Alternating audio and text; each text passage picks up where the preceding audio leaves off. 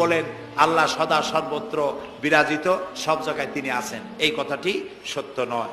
আল্লাহর যদি সব জায়গায় থাকা লাগে তাহলে পৃথিবীর মধ্যে ভালো জায়গাও আছে, খারাপ জায়গাও আছে, আছে না খারাপ জায়গা?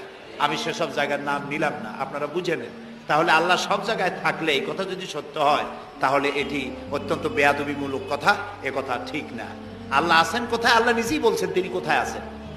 কোরআনে কারিমে রব্বুল আলামিন তিনি কোথায় আছেন এ কথা তিনি নিজেই বলে দিয়েছেন, আর রহমানু আলাল আরশিস তাওয়া, আল্লাহ তাআলা আরশের উপরে আছেন, সুবহানাল্লাহ ওয়া বিহামদিহি। এবং প্রত্যেক রাত্রে তিনি শেষ রাত্রে প্রথম আকাশে আসেন, নবী করিম সাল্লাল্লাহু আলাইহি সাল্লাম বলেছেন।